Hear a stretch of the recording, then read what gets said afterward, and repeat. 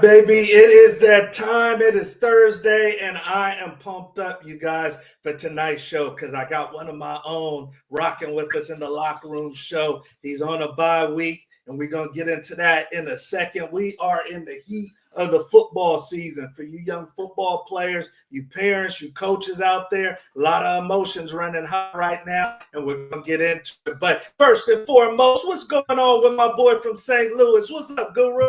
Man, I'm chilling, man. It's gonna be a good show, man. We got a youngin' on, man, good kid, good ball player. And we got some good things to touch on. So it's gonna be a good.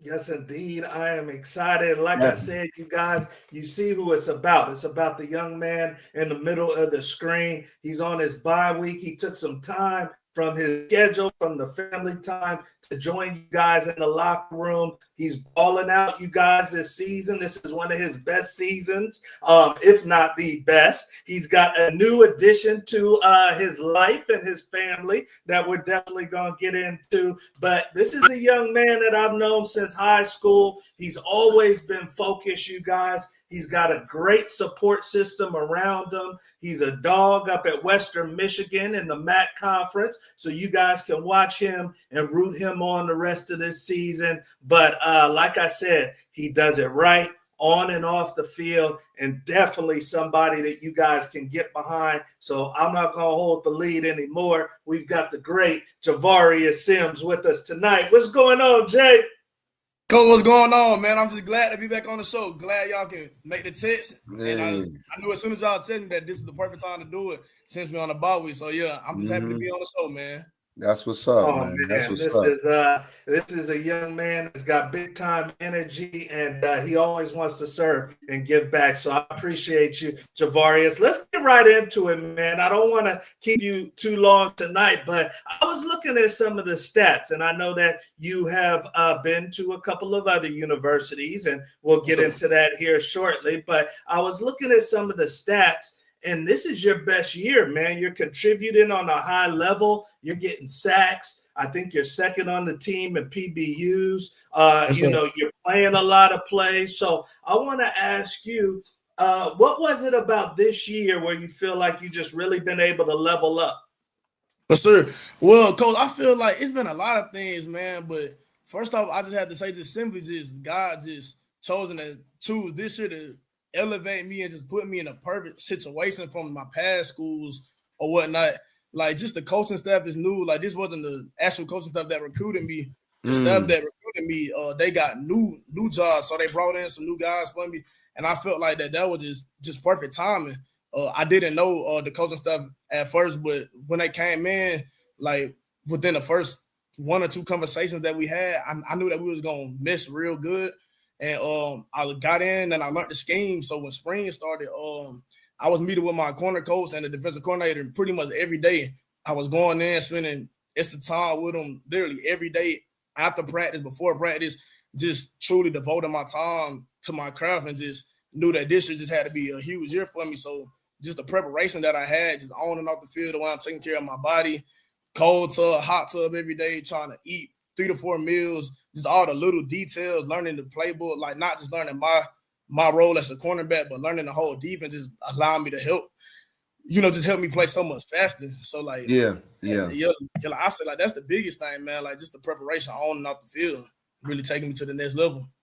That's what's I up. love it. So it's a combination, you stepping up, but also feeling like you're in the environment where you Yes, can sir. do that. Yes, sir. Okay, For I love sure. it. All right, so you young athletes listening, you got to be in the right environment, but a huge portion of it is on you. I want to talk to you because you went through the portal, and this isn't your first time going through the portal. You went through the portal a couple times, and sometimes it takes a couple times to get it right. But I wanted to see did you feel a difference between you and the coaching staff? As far as being recruited from high school and then being recruited out the portal? Did it seem more like business or was it all the same?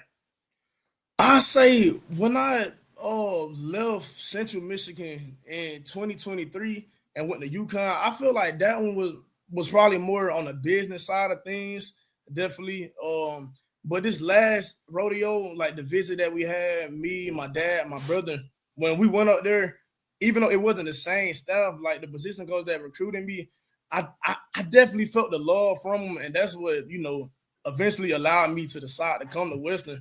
I felt like that this was definitely more on the genuine side of things, but yeah, to overall answer your question, I say yeah, it is more business from high school, I say, but just my last rodeo, I definitely felt a lot more love, I say. Yeah. Okay. All right. So it's a little bit of the team, but also it just is what it is. Q, talk to me, man. I mean, we've been seeing some big college transitions. You got the Martinez kid going from Cal to Indiana. Now Indiana's balling. You got the kid going from Georgia to Miami, and now they're at the top.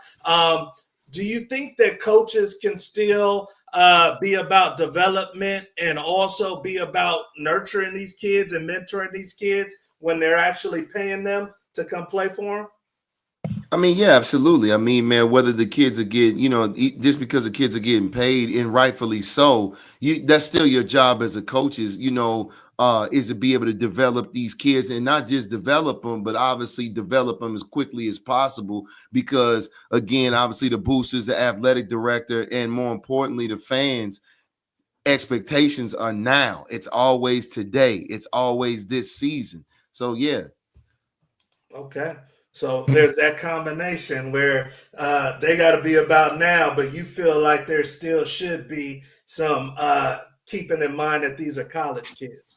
Oh, absolutely. It's just like I said, everything is just faster now. And part of that is because of the portal. So it's like, when kids are coming in, they have to be able to pick up on things quicker, and you have to be able to coach them on the fly just as, quicker as well. So because every kid, you might not have 3 or 4 years to develop. So you're going to have to really, as a coach, focus in on your craft and how can I download into this kid and get everything that I need out of him, make sure that he fully understands and be able to establish a good relationship with them as quickly as possible too.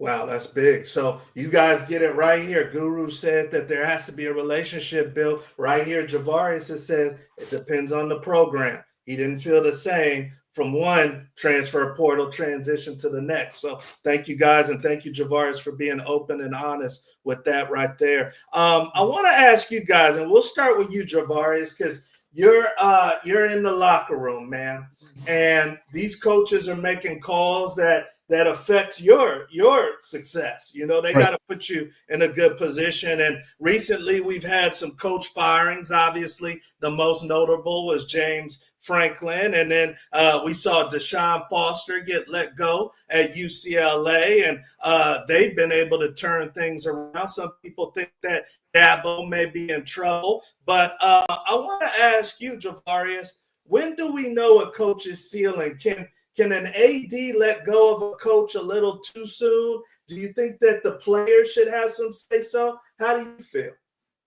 I definitely feel like the players should have a say so. I feel like it gets to a point where you drop a couple of games, and obviously the energy in the locker room is never going to be the same coming after a loss.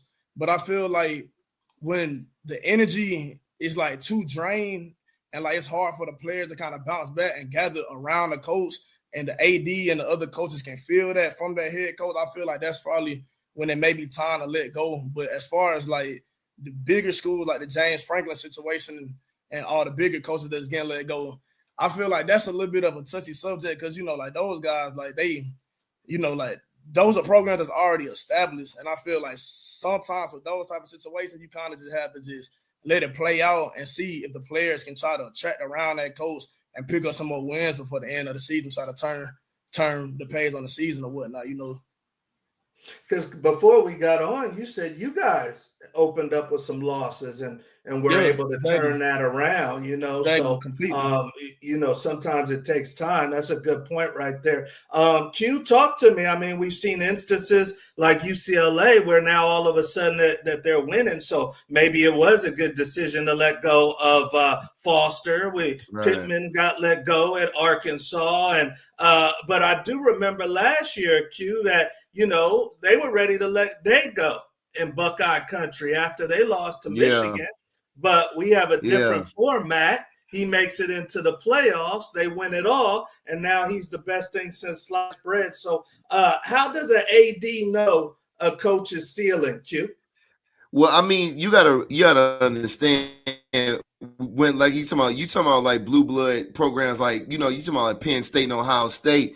It's not, what people need to understand is it's not always the athletic director. The athletic director is getting insurmountable pressure from these boosters that's being able that's giving these kids that kind of money. So we're talking millions. We're not talking 10 grand, 50 grand, 100 grand. We talking millions of dollars that these coaches are getting, 7, 8, 9 million, $10 million a year. That's what I was just saying before. Everything is now. So it's everything now. And then on top of that, you damn sure better not lose to your rival school too much, So the same thing, with like with Sarkisian. If he takes too many L's to Oklahoma, he already knows he's gonna be, potentially out the door.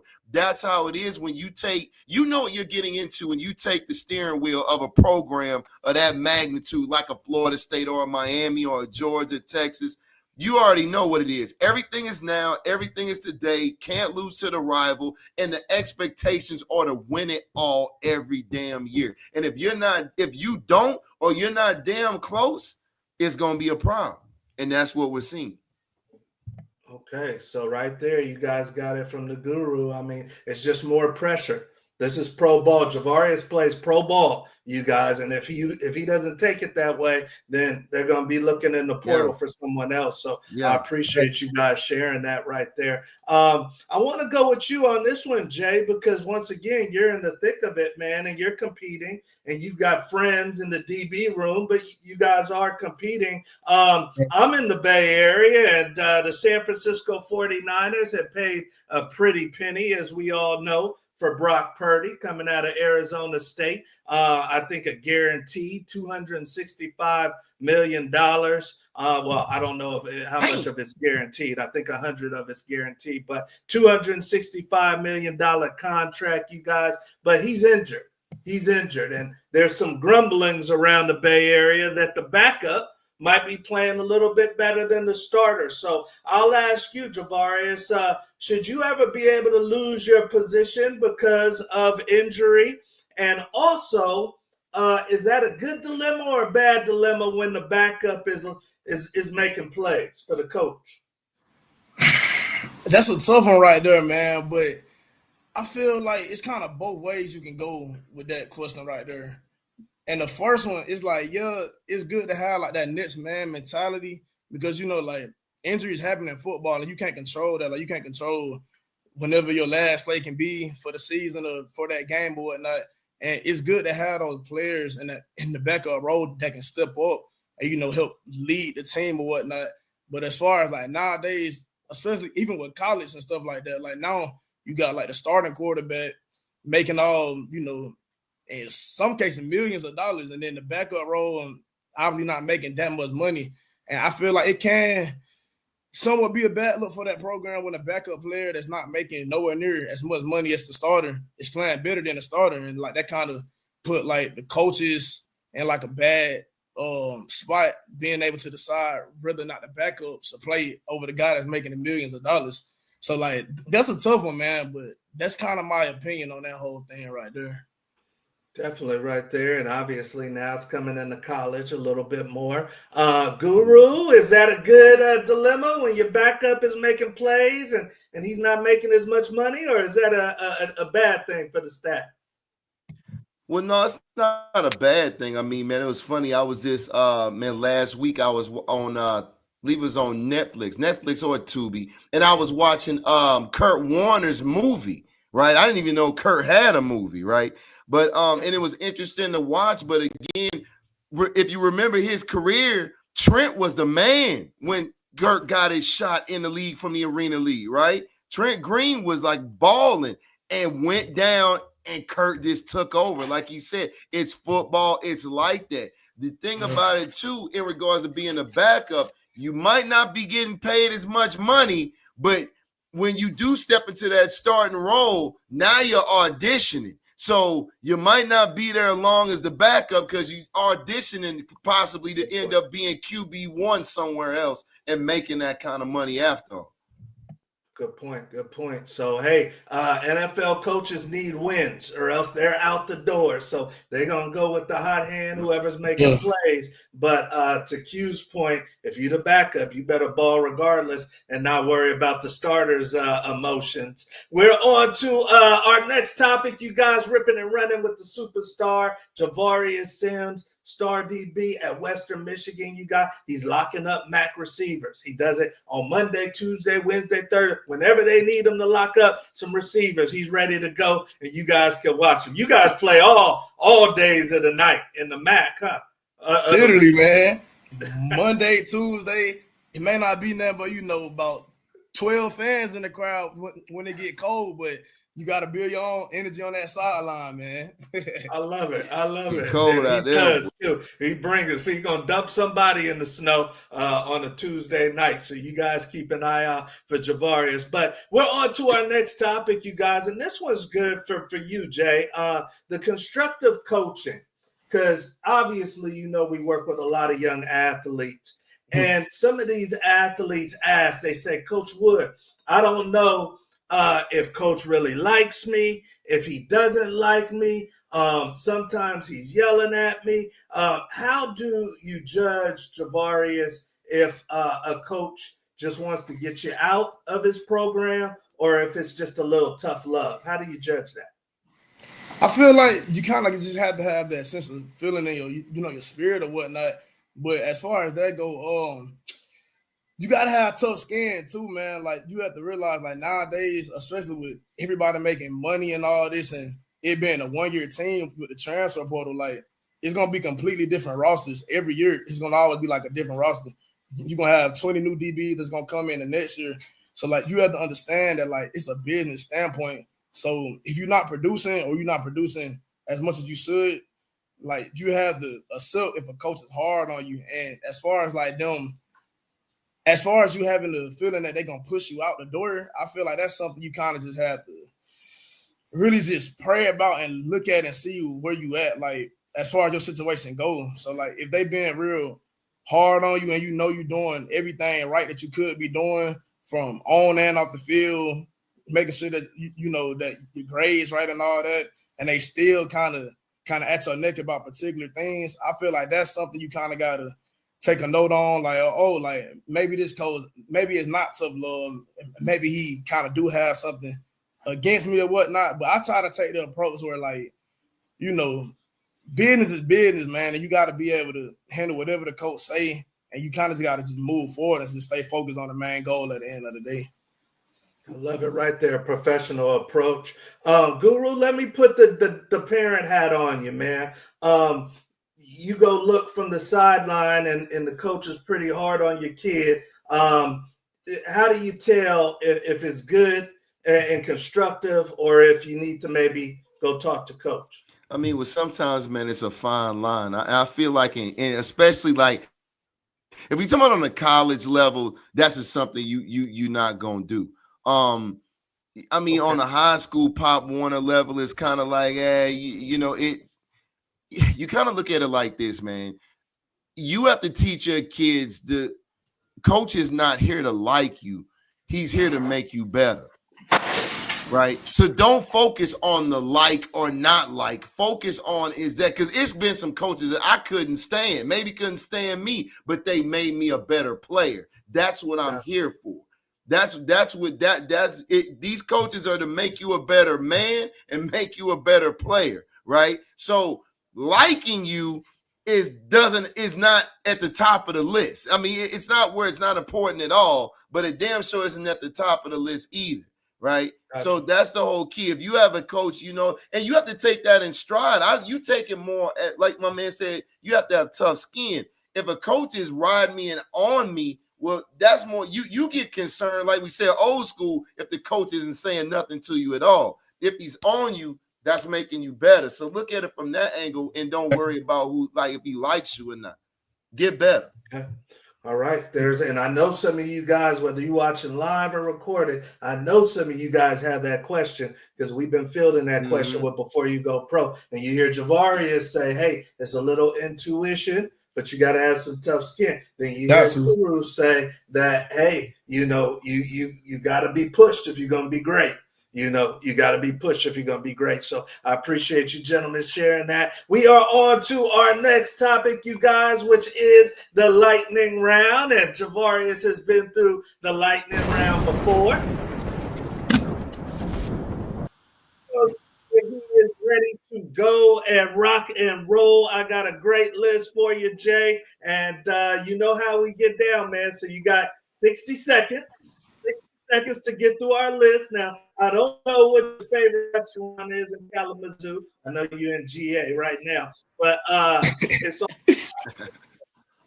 15 or more. You got a dinner on the locker room show. I know you got a family now, so that's a good thing. If you yes, sir. And we'll get into that here shortly, man. But he's got 60 seconds, you guys. 60 seconds to get through as many of our Q&A as possible. Jarvarius is going to say the first thing that comes to his mind, unfiltered, okay? So 15, he gets one for tech delay because I'm in California, he's in GA, Guru's in Texas. So he gets one for tech delay. So 14 puts you in the mix. So I got his zeros. You ready to rock and roll, superstar? Let's do it, man. Let's get it. Go. All right. Dinner on the locker room show. If he can get to 15 or more, and it holds during the football season. All right. First thing that comes to your mind, Jay. First thing that comes to your mind. Don't elaborate. Go fast. All right. Number one in the lightning round. Number one. Myrtle Beach Prep. Go. Adversity. Coach Nick Coleman. My dog. Best receiver you ever played against. Scholar Bill, UConn. Barbecue chicken or fried chicken? Fried chicken. Best uniforms in the NFL. Atlanta Falcon Dirty Bird uniform. Trip to Spain or trip to Hawaii? Hawaii. Greg Newsome II or Devon Witherspoon? Witherspoon. Favorite restaurant in GA? American Deli. NIL. Pay me. 55 seconds. Kalamazoo, Michigan. Oh, go Broncos. Coleslaw or taco salad? Taco salad. Time. Taco salad on that last one. Okay. I got you. Taco salad on that last one. Yeah. All right. He was rolling. The first one kind of stumbled, but then he got out the gate. So he stumbled, then he got out. All right, let's see what he got. Now, once again, 14 is the number. 14 gets him in the mix. Let's revisit. All right, number one, Myrtle Beach Prep. So he went from high school to prep. He says adversity. Number two, Coach Nick Coleman. That's his DB coach. He says my dog. Number three, best receiver you ever played against. He says Skylar Bell when he was at UConn. Number four, barbecue chicken or fried chicken. He says, give me the fried chicken. I'm from the ATF. Number five, best unis in NFL. He says Atlanta Falcons, Dirty Bird. Number six, trip to Spain or trip to Hawaii. He says, take me to Hawaii, coach. Number seven, Greg Newsome from the Browns or Devon Witherspoon from Seattle. He says, give me D. Witherspoon. Number eight, favorite restaurant back home in GA. He says American Deli. Number nine, NIL. He says pay me. This man that made a couple dollars. Number 10, Kalamazoo, Michigan, where he's at, Western Michigan. He says go Broncos. And number 11, coleslaw or taco salad. He says taco salad. So with the tech delay, he's got 12, ladies and gentlemen. I think it was the start, Jay. I think it was the start. After that, you were rolling. The first one, man. I ain't heard about Myrtle Beach in a minute, dog. Yes, said Oh, adversity. good. I didn't know I was going to start you off with a tough one. My bad. So, hey, we are on to the Q&A portion of the show. We're going to let him get out because he's on a different time zone. He's on the bye week, so he's graced us some of his time. If you do have a question for Jay, put it in the comment section if you are with us live. But, Guru, I know you got something for the superstar. Definitely, man. So the question for this evening is that we all do different things, right? Everybody's got their own thing, their own ritual, whatever you want to call it, man. So what's your game time prep? What do you do? What do you listen to? What you got on, man, in your phone? Do you just get quiet? Do you take a nap?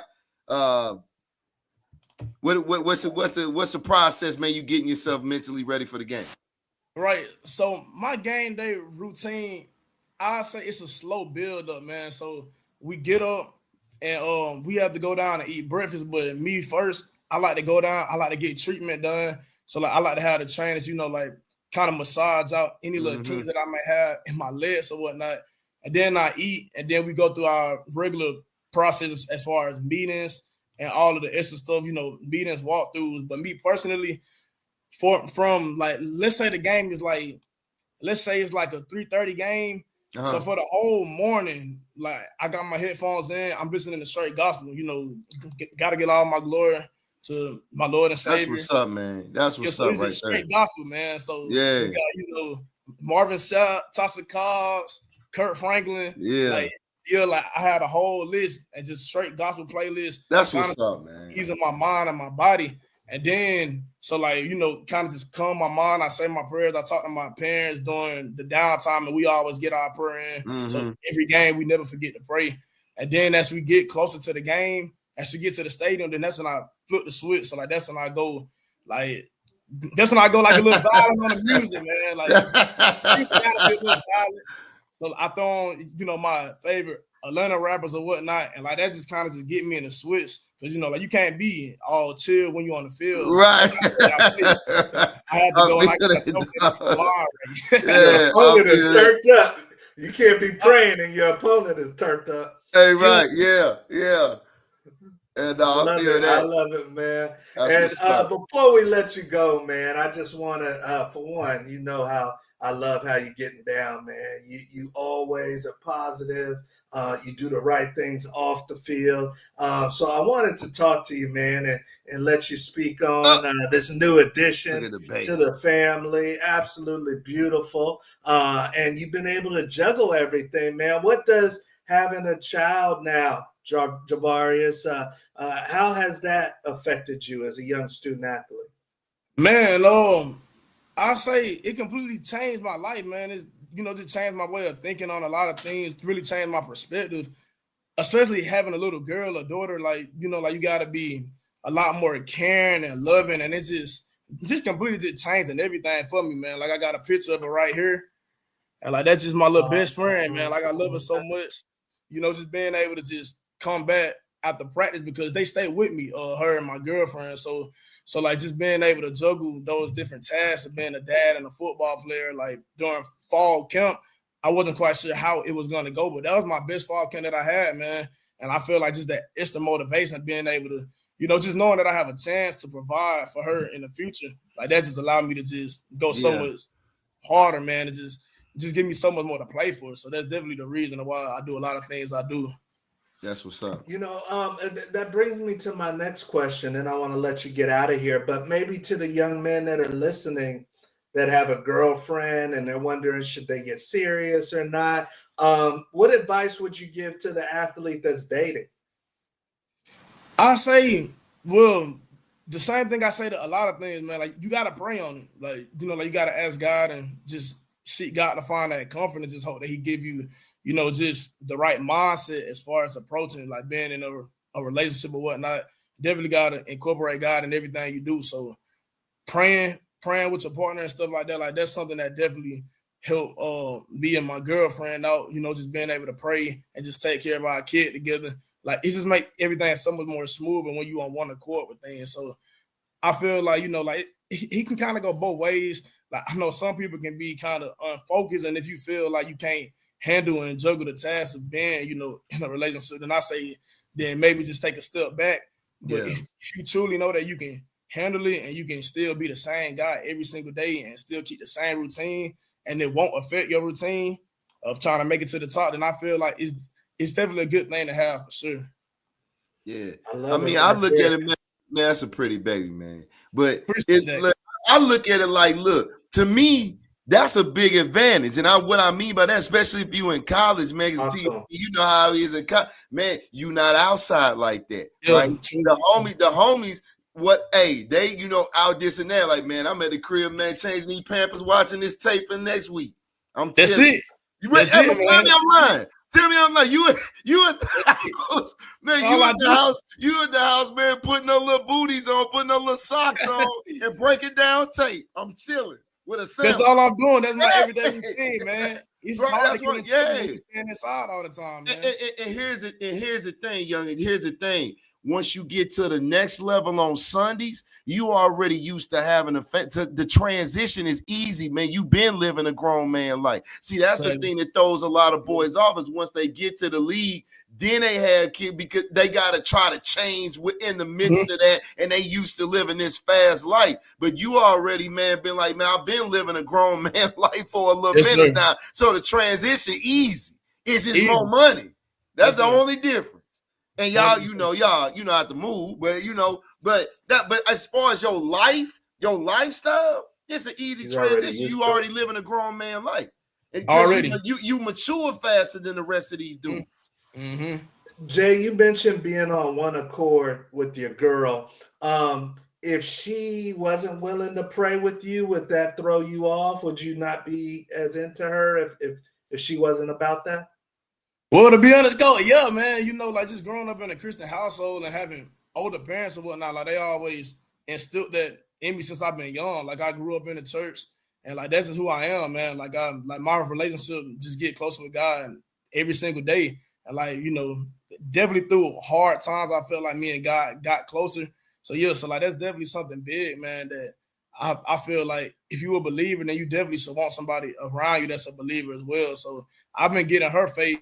Pray wasn't exactly like mine, and that's okay. But the more and more you pray, and the more and more you hang around somebody, then they kind of just see that God in you, and they can transfer over to them.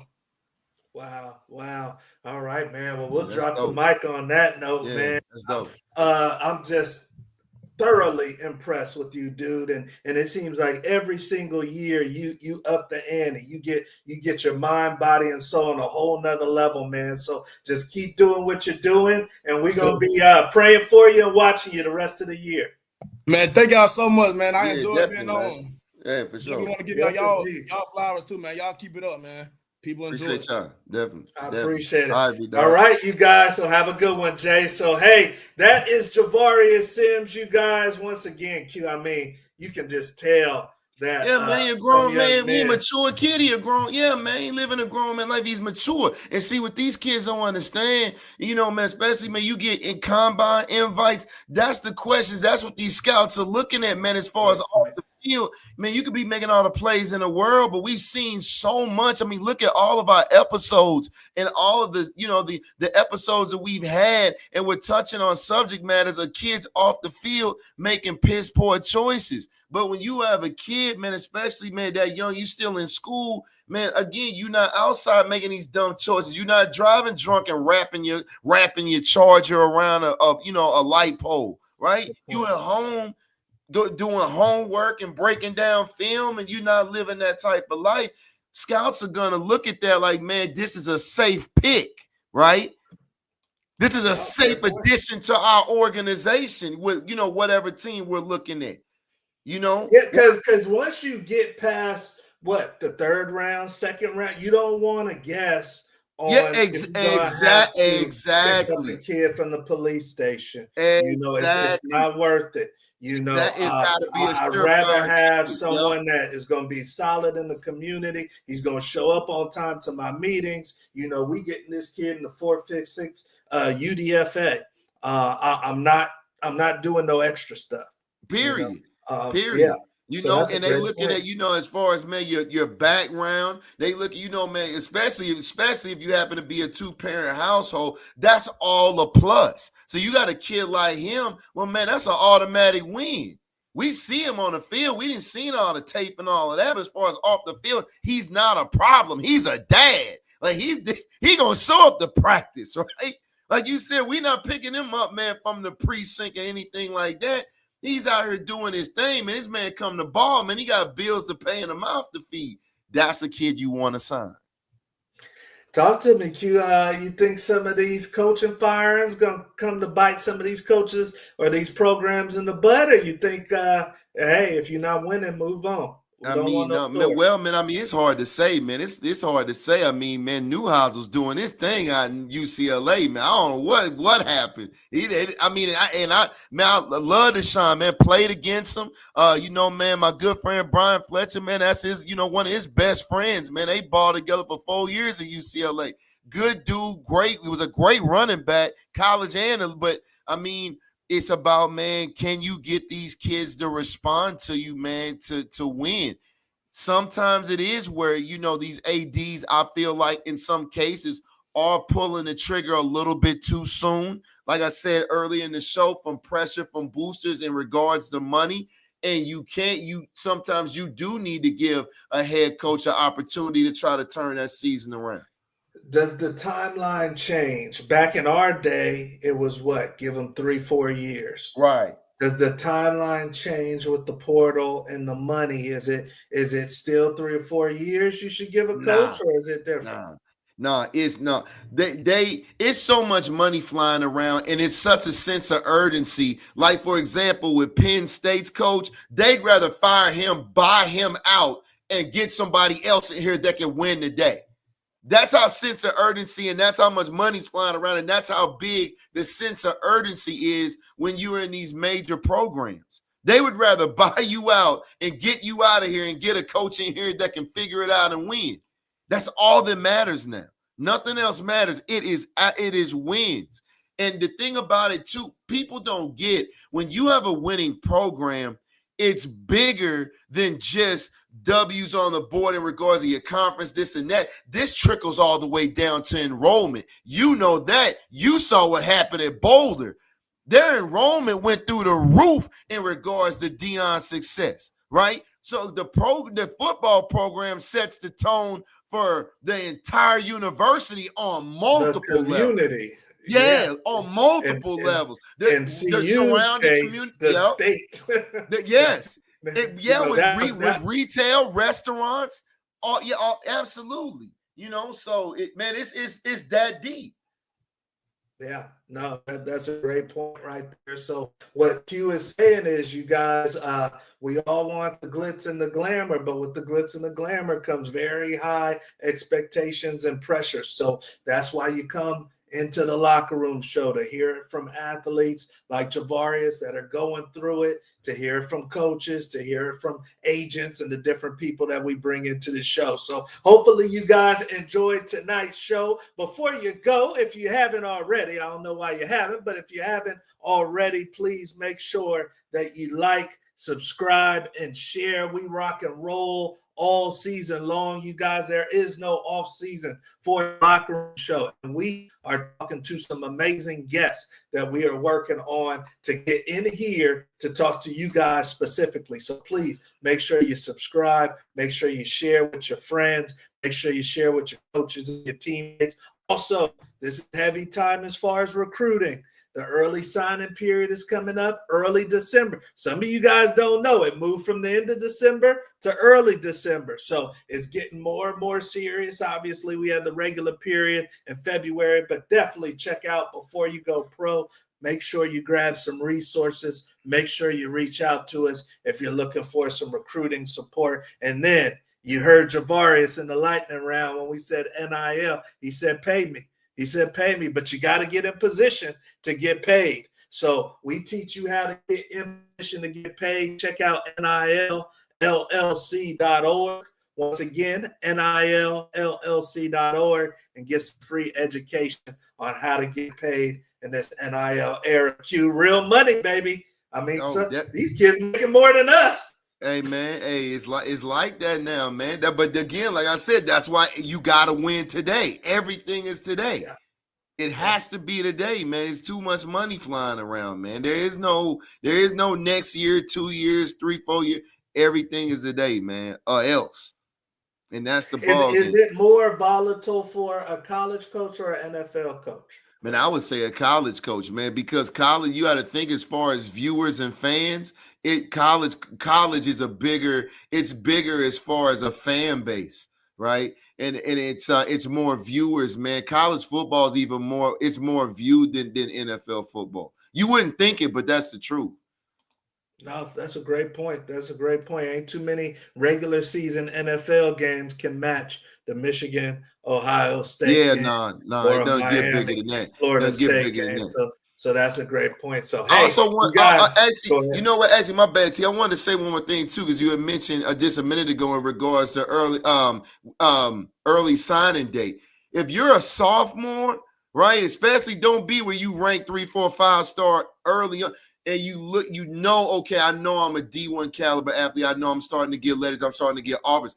Get with your counselor early. Get with your teachers early, because the key is to be able to report to college a semester early in January so you can get in the spring ball. That's how you get on the field early as a freshman. You got to get out of school early, high school, and you got to be able to report in January. You can't report in the summer and think you're going to ball as a freshman. You got to get to college in January, especially if you go on Power 5. That's the So I new game. wanted to make sure and let y'all know that. Get with your That's the counselor new and game. make sure you make sure and get what classes you need, and don't be taking basket weaving, and get your classes in so you can report in January and report early so you can get in spring ball. And it also helps you graduate early, where you got some eligibility Yep. on the back end and you got some more leverage. So you carry some credits with you some too. of you young athletes that are younger, you're in 8th grade. Some guys sit back a year, Q, and then speed it up, and then get there early. So you guys find out what's right for you. If you want to do this big time college football thing, find out what's right for you and your family. So, hey, we're going to let you get out of here. Hopefully you enjoyed the show. We will see you next Thursday right here in the locker room. That's Guru. I'm Coach Wood. We'll see you at the top. You guys have a good one.